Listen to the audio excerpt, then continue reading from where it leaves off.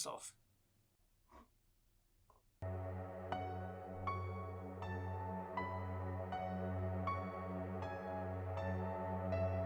Oh. Oh.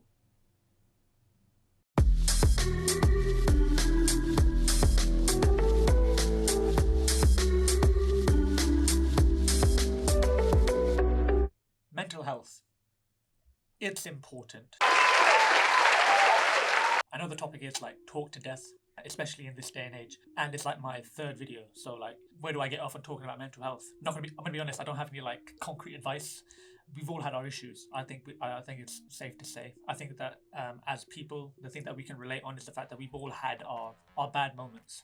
I was lucky. I found people to confide in, and it's actually made me a lot better. There's always someone to talk to. I find it may not be the people who you'd expect. Like maybe sometimes the people you'd expect to be the best to talk to, they're not there for you when you need them. But then I found that if I looked hard enough and tried hard to take care of myself, I found someone. One day I just decided, I think I care about myself. I think I actually care about myself. But before that day, I had some pretty low moments. One of those low moments being when I wrote this beauty. It's called Why I Hate Myself. A little bit of backstory, I guess. Essentially, one of the days I felt so bad and I felt so unhappy that I decided to open up a Word document and tabulate the reasons why I hate myself. Oh my god, if this isn't the cringiest shit I've seen in my life. I hate looking at this. I can't believe I still have this. So yeah, I thought that for my third video ever, we'll go through the reasons why I hate myself. I last modified this when, well apparently it says 2020. That might just be because I migrated some documents. I'm pretty sure it was way before that. But yeah, I've split up my self-loathing into 4 different categories. I guess they're categories. I'm not going to show all of it because some of it is, well, I want to say sensitive. It involves personal stories that don't just involve, if it involved just me, I would do it, but it involves my friends, so I might just blur those out. But I've broken it down to categories. What is this quality? Why is this bad? What do I want to be like instead? And when has this happened to you? These are like, there's not a lot, there's like, I think 5? There's 5. Okay, what do I have? I have naivete, procrastination, insecurity, cowardice, and anger. So let's start off. Let's start off with naivete. What is this quality? I have a childlike approach to problems or scenarios. I remember this being like this has always been like a big thing for me. I felt like at that point I never really matured, I guess. I have a lot of people in my family who are younger than me, but they seem to do more. They seem to tackle things more head on. Like from like an adult point of view, like from a grown-up point of view, they're able to, if a tire went flat on their car or something, they would immediately know what to do, whereas I would be like, I got no clue what to do. Why is this bad? It eliminates real-world factoring in the way to handle issues. Harsh realities are overlooked by assuming you are behaving correctly because of niceties. Jesus Christ, I low-key don't even understand what I'm talking about, if I'm being honest, but it basically, I think what I'm trying to say is that I come across this well-behaved person, I guess, which I attribute to it's like a childlike whimsicality, like a schoolboy, and a schoolboy is not going to do much with a flat tire. I hate the fact that I'm this well-behaved, upright person, whereas I need to be a little bit more, know how to handle a situation, as opposed to, oh well, I could just tell my teacher and she'd fix it. What do I want to be like instead? To be able to think before I act out of good heart. So yeah, that's something that even I still struggle with today. I think it's the idea that I act with good intentions, but because it's like this, like a child's good intention, I don't put a lot of thought into it. It is okay if my naivete affects me, but if it compromises others, then it is ignorance to how your actions, good intention or not, affect other people. So I don't care. Basically what I'm saying is I don't care if my actions affect just me. If I suffer the consequences of my actions, fine. But when it affects other people, that's when it's a problem. When does this happen to you? There's a story there. It's very, very personal and it involves a friend of mine. So I'm not going to show it, but in summation, a friend put their trust in me and I reacted into what I thought was the right thing to do, I guess. So I was acting out of good intention, but because I'm naive, I didn't think it through and I didn't have a very good altercation later on. Oh, I didn't like it. Yeah, I didn't like it at all. Procrastination. This one, I know it affects loads of people. I guess in some ways it still affects me. My attention span is short and I cannot focus on a project long enough to see it to completion or its full potential. I think this comes down to my writing. I wanted to write books and I've started loads of different projects.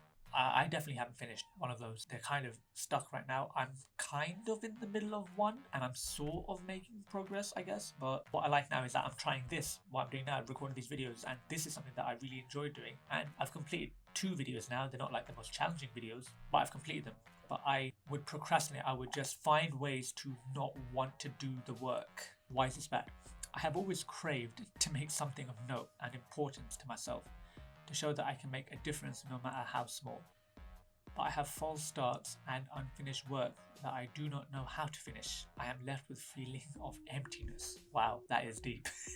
I've always craved to make something of note and importance. Yeah, so that's my book. I thought if I write the book, it would be this thing that I've made that's important. If you were to encapsulate me into this item, I could say, oh, that's me. That's like my heart, my soul, or whatever. So why is it always unfinished? Why can I never finish it off? So the best analogy I think of is if imagine you have like a sieve and you have water and you just pour the water into the sieve until your glass is empty, but the sieve hasn't caught anything. That's what it felt. That's what it felt like. What do I want to be like instead? To be invested in a project I create and at least see it to completion. At this point, I would even be happy with finishing a book. So I don't even care if the book was was shit, basically. At least I finished it. That would be great. But I think it's now translated to this. Like, I make a video, I edit it, it takes time, but I complete it, I upload it, and then I get responses back telling me how I can do better or what they liked about it, and it's good because I feel like I'm finally achieving what I wanted to achieve, basically. Now this is going to seem really typical. My exams. I start my revision wholehearted and give up within a couple of weeks. Yep, every like September, I revise like a donkey, and then October, nope, I'm done with this. I started multiple novel ideas and gave up. Yeah, I finished a poetry book, having said that, but I'm feeling unmotivated in its marketing. So yeah, I made a poetry book. I'm not going to say what it's called because I actually have it under a pen name, but I hate marketing. It's so long. Maybe I'll pick it up at some point. Ooh, insecurity. Yeah, this is a big one. I'm not happy with how I am with my own qualities as well as how others perceive me as a person. This one I found really interesting. So I'm not happy with how I am because I think it's selfish that I'm like that. It's like, why should I be happy? Because concerning with myself with how bad I am is selfish. Why?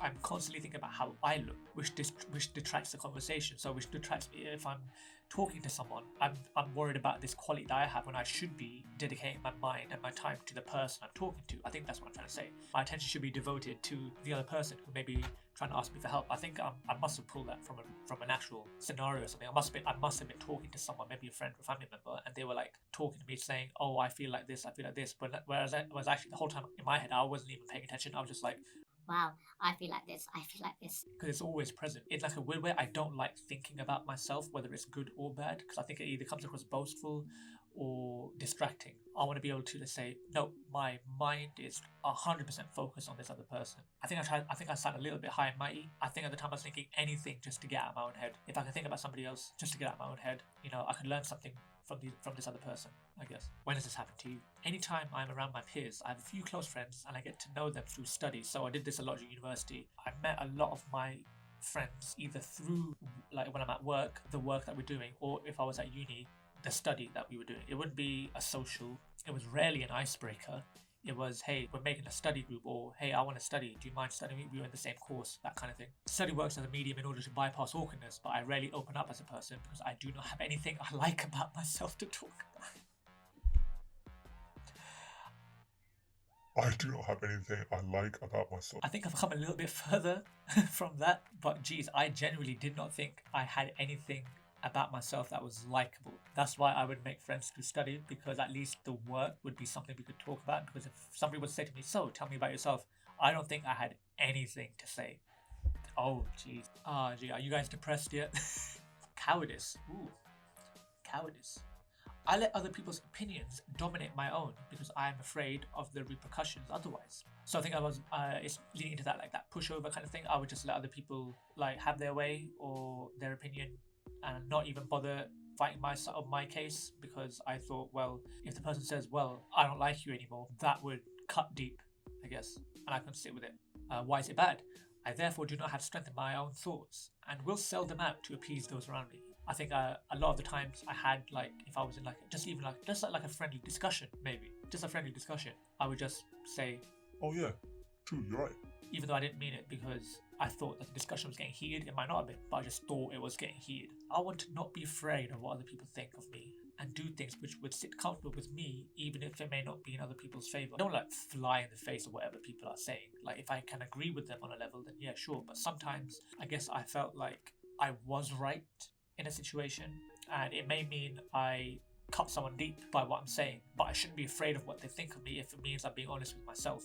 Oh yeah, so bringing back university again. I want the conventional norm of thinking I need to go to university as it portrays an image of intelligence, which would give me a higher regard in my family. I would have rather followed more creative means of a career, but the path is deemed foolish due to its instability, and I would have been looked down upon. A lot of cultural aspects, I guess, in this idea. People of my ethnical background love university as an idea. Everyone should go to university to study. And if I'm being honest, I agree. I think everybody should study to a specific level just to seek some form of knowledge. And I think it's an achievement if you can actually get something good at the end. And I don't even mean a degree. I just mean the knowledge that you obtain. If you can say, I'm actually taking away something that I will love to just know in my head for life, then it's great.